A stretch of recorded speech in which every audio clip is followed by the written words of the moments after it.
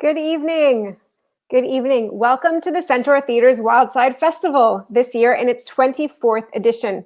My name is Rose Plotek. I'm the curator of the Wildside Festival and associate artist at the Centaur Theatre. Welcome to the second night of the Wildside Festival. This year, we've taken the Wildside online and directly into your homes. I'm thrilled to offer you 3 weeks of great art made by bold and brave artists who've truly embraced the challenge of art making in a pandemic. We have 4 fantastic shows premiering this week, the second one premiering tonight, available to watch on the Centaur Theatre website. After their premieres, these shows will be available to view anytime until Sunday, January 31st. And next week, we'll be live streaming our 5th show of the festival, Skin, from our theater space each evening at 8 p.m. You can tune in and catch it live also on the Centaur Theatre website. The Centaur Theatre is located in Montreal.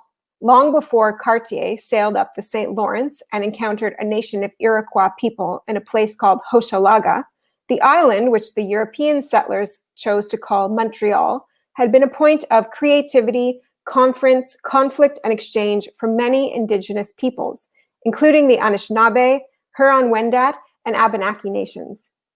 The people of the Kanien'kehá:ka Nation, known in English as the Mohawk, are now the caretakers of the land and water around Montreal.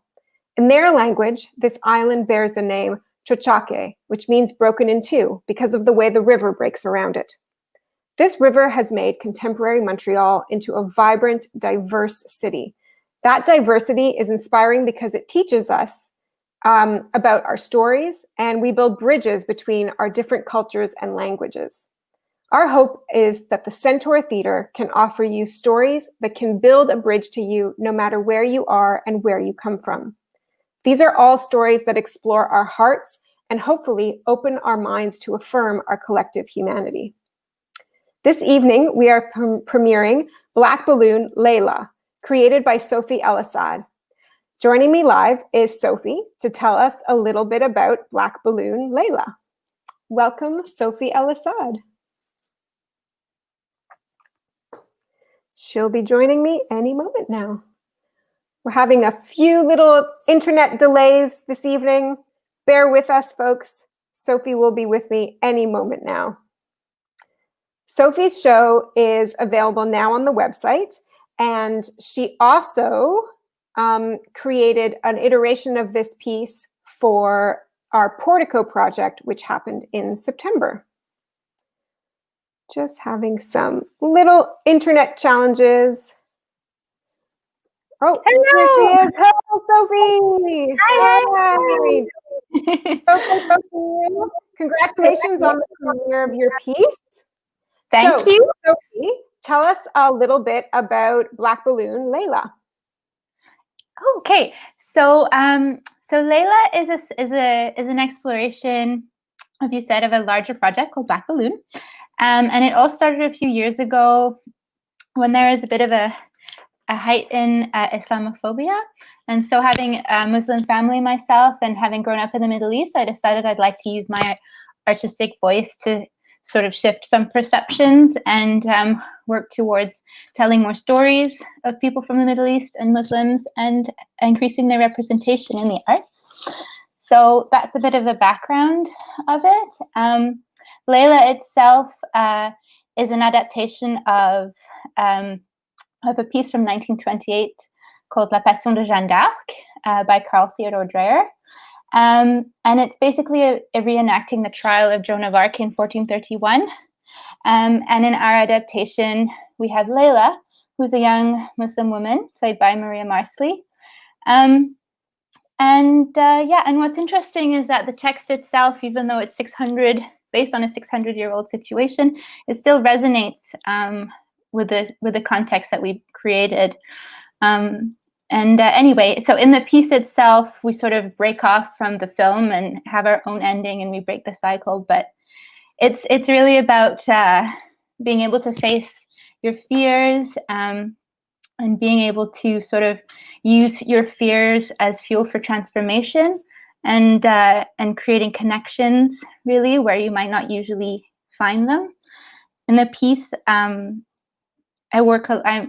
we kind of work a lot. We're working a lot with surrealism and a lot of like this sense of dream logic, and I'm really trying to say that I think that's super important for people of all ages, but especially for the youth to have hope and to be able to dream and have the freedom to use their imaginations in a lot of ways. And I think art is like a physicalization of that, really. So like with dreaming and dancing and poetry and all that. So I try to show that a bit in the piece as well. Yeah, and you've created something that's just truly fantastic and has, it's really just magical. You've really captured that surrealist kind of feeling, and we really travel through the piece in an amazing kind of way. So can you tell us a little bit about how the piece has evolved through its various iterations?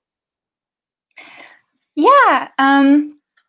So the first time I was able to put the piece on its feet was for the Portico project that the center had in the fall.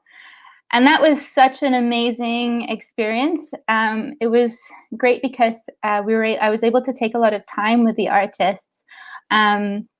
And it was a real like rehearsal process. Even though it was only 15 minutes long, we had about 3 or 4 weeks together.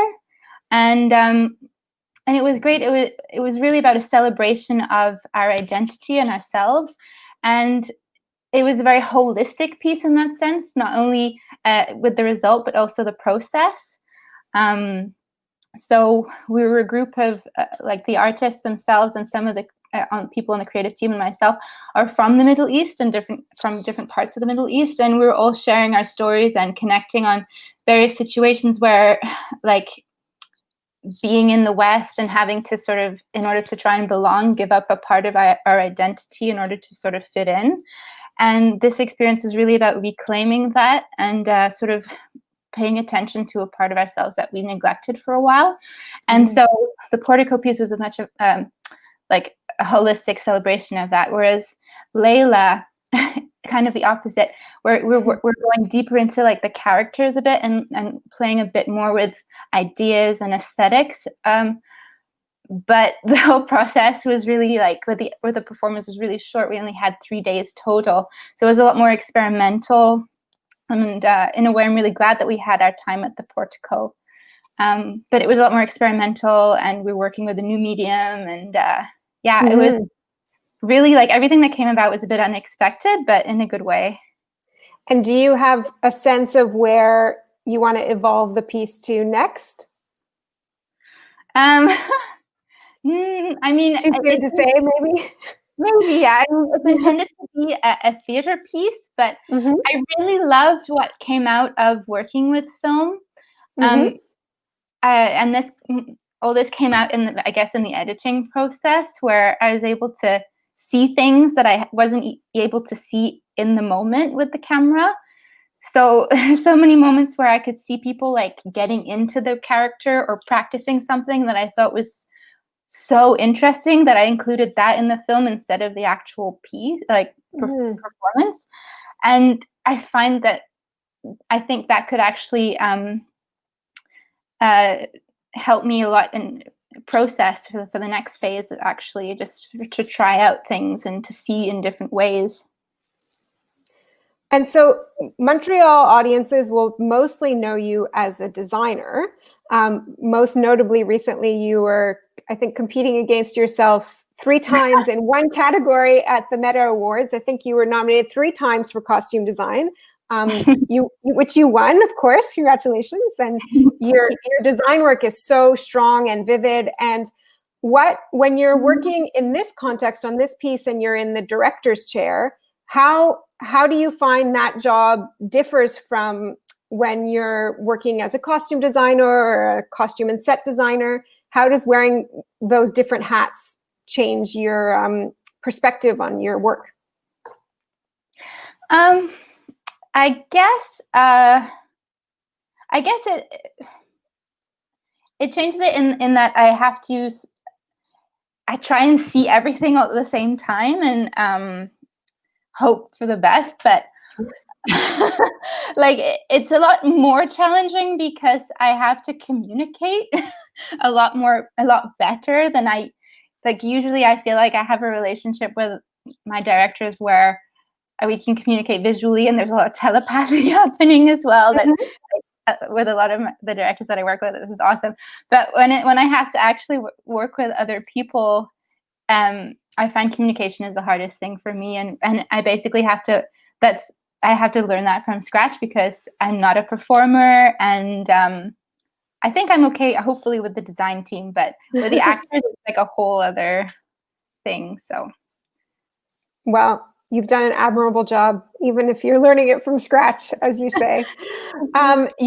You've actually pretty much continued to work pretty consistently through the pandemic in various iterations with projects that have gone some online, some continued to happen in person. What's been your, pandemic artistic journey like?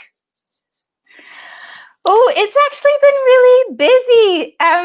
It's been really great. I've had to. There's been some instances where working as a designer on shows where we're sort of like the pandemic forced me to sort of rethink how my relationship with actors, especially during situations like fittings and everything, where like oftentimes I don't think too much about like safe space and all that when really we should.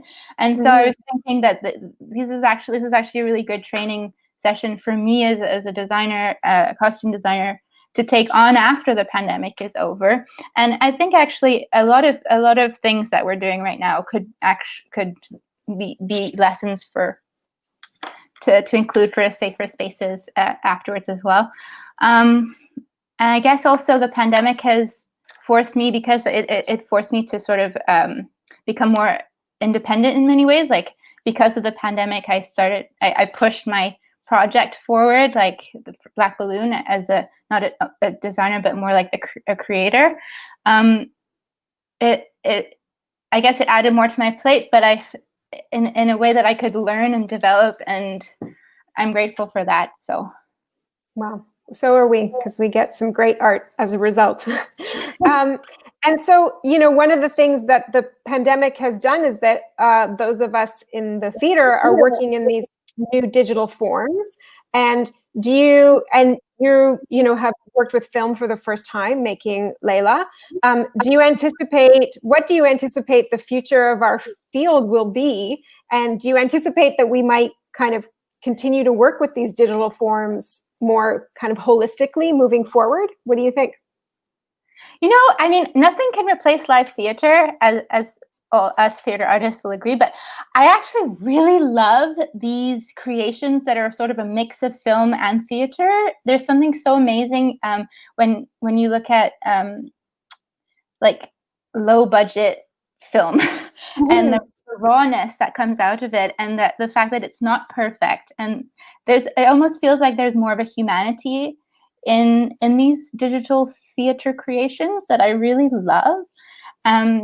So I hope that it can continue as its own little genre, and I hope that it can encourage artists to actually just get more their work out there to more audience members and a wider public.